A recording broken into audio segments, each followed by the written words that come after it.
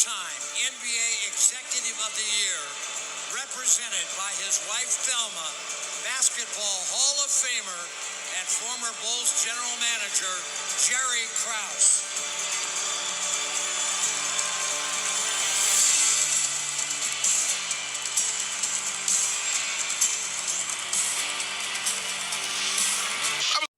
Peace and blessings. Welcome to GOAT James Kingdom.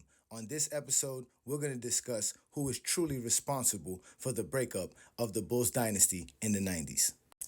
So as y'all can see, we saw a tasteless act by Michael Jordan fans and Chicago Bulls fans when they booed Jerry Krause during their Ring of Honor ceremony that they had recently this past week. And I know you guys are going to say, oh, there you go, Johnny, with the nonsense. Yes, the Bulls and the Michael Jordan fans are the ones that are responsible for this tasteless act. And the reason they are the ones responsible for this is because how they feel about Michael Jordan, and they feel that Jerry Krause did something to them that they actually don't even know nothing about. And for the past 2 decades, Michael Jordan fans, including in the media, have been telling lies about Jerry Krause and the Chicago Bulls of the 90s. And one of those lies is that Jerry Krause is solely responsible for why the Bulls broke up in 1998. But we're going to go ahead and break this down right here in GOAT James Kingdom and show why all of this is just lies. Now, first of all, the first reason that Chicago Bulls broke up in 1998 was because Phil Jackson decided to leave the Chicago Bulls for no other reason but Phil Jackson's reasons. Jordan fans are going to tell you it was because of Jerry Krause, but here it is, we provide the information. Right here, this is the intro of the Jordan Rules book written by Sam Smith, a Chicago beat writer during the 90s for the Chicago Bulls. And he quotes Phil Jackson here. Basically, he is stating that Phil Jackson feels that he does not have any power or any authority over a group of guys after a certain amount of years. So after the 96 NBA season, Phil Jackson was ready to leave the Chicago Bulls. It took the players and Ron Harper to bring him back for the 1997 season. And for him to come back for the 1998 season, it took the billionaire Jerry Reinsdorf to fly all the way to Montana to get Phil Jackson to do one more year, which was 1998. So with all of that said, Jerry Krause had nothing to do with it. It was clearly a decision made by Phil Jackson that he no longer wanted to coach the Chicago Bulls.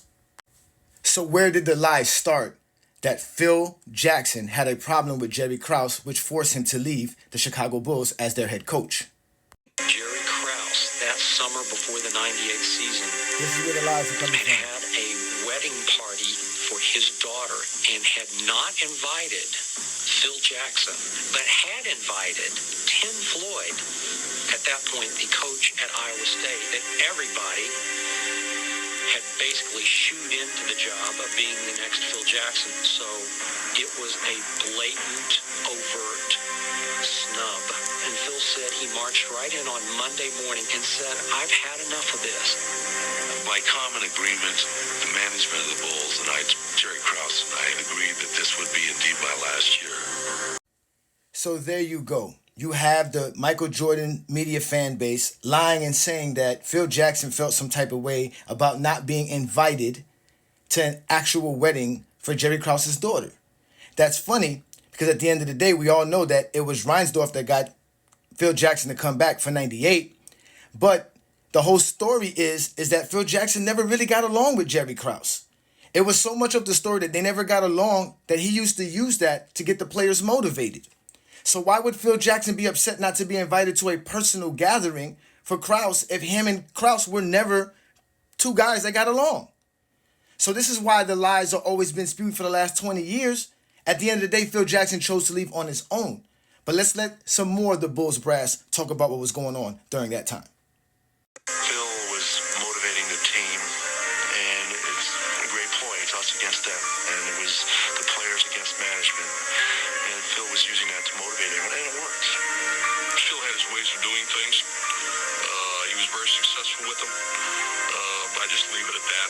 Jerry got to the point where he felt like the Phil was undermining him, and at the same time, I do feel like Phil maybe could have been a little bit more supportive of Jerry as far as the team was concerned.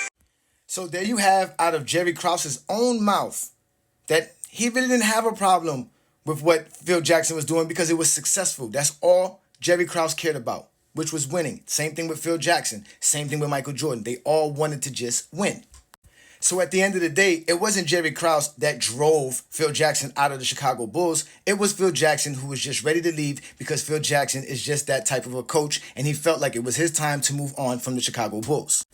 But even that shouldn't have broke up the dynasty, because at the end of the day, if it's only Phil Jackson that leaves, shouldn't everybody else be able to stay and still win a championship, especially when everyone is giving credit to only one individual, and that one individual is Michael Jeffrey Jordan? You don't believe me? I'm going to give you information for it. The one person who might have been able to keep the dynasty together was not Michael Jordan. It was Phil Jackson. If Jackson had decided to come back, Jordan would have played for him. So there you have it. Because Phil Jackson leaves, Michael Jordan decides he doesn't want to play for no one else, and that breaks up the dynasty because no one else is going to follow suit if the leader of your team doesn't want to play. The Bulls owner, the Bulls management, and the team was ready to give it another run, including Michael Jordan, but he wouldn't do it without Scottie Pippen or without Phil Jackson. Jordan wanted to go for number 7. Why didn't he go for number 7? Because he couldn't have Phil Jackson and Scottie Pippen. But the Bulls were ready to go for that run. It wasn't because of the brass in the Chicago management. It was because of Michael Jordan. And listen to this. As the NBA lockout dragged on and the 1998-99 season was delayed, Jackson insisted he wouldn't return, and Jordan reiterated that he would only play for his championship coach. Management continued to leave the door open for everyone. I've said over and over again that I wanted to bring back the players and the coach who won the 1998 championship. Should Phil not return by the end of the lockout, Tim will succeed him as head coach of the Chicago Bulls. I think it would have been a bad thing for us to announce that Tim was the new head coach, and then the perception was Michael retired because he got forced out. We tried to leave it up to Michael. If Michael Jordan had not retired, I don't have any doubt in my mind that we would have had an awfully good chance of winning another championship. But once Michael retired, We talked about what we were going to do. Can we bring the rest of this group back? So obviously everything was on the hands of Michael Jordan, just like all the credit went into the hands of Michael Jordan. Michael Jordan couldn't do it without Phil Jackson. He couldn't do it without Scottie Pippen. But everybody could have been brought back if Michael Jordan came back, but he didn't. In fact, it didn't even matter if some of those guys left. The Bulls were going to actually retool and get him everything he needed. Watch this. The Bulls thought they had lined up their savior in the summer of 2000, the extraordinarily talented Tracy McGrady, then a free agent. I think the saddest moment I've had in many years was when Tracy told me no. He had indicated to us that he was coming, and that was a very tough moment for me. If I was the outsider, not knowing what is going on, and if I hear all these stories, I would say, I'm not going there. If Michael is not happy in there, I'm not going to be happy. So there you have it. The Bulls were always trying to make the team better to help Michael Jordan win, and they did help him win 6 championships. It's always been that way with Michael Jordan. Even since the late 80s, Michael Jordan in the early 90s was having problems. I don't know why you guys don't want to understand that Michael Jordan was not the reason why the Bulls were so great. It was everything. It was the organization, it was the coaching staff, and it was the players. Even back in those days, Michael Jordan was hindering them from getting good players to help him win championships. So even when Michael Jordan had the opportunity to be the better man, he didn't do that.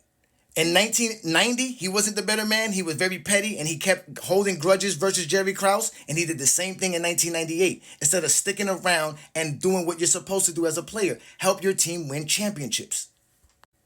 So the Chicago Bulls were broken up because of Michael Jordan. You guys don't want to agree to that? That's fine, but don't tell those lies that it was Jerry Krause and Phil Jackson and all of this nonsense. At the end of the day, the man that got all of the credit for all of the championships should be the one that get all of the blame for when everything went wrong. And this is why GOAT James Kingdom exists, and this is why I call myself the Exposer. You have now been exposed by the Exposer.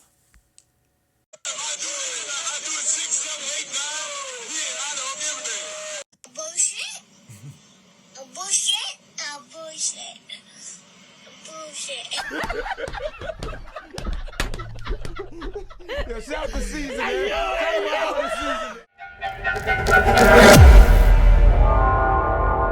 You're going to learn today.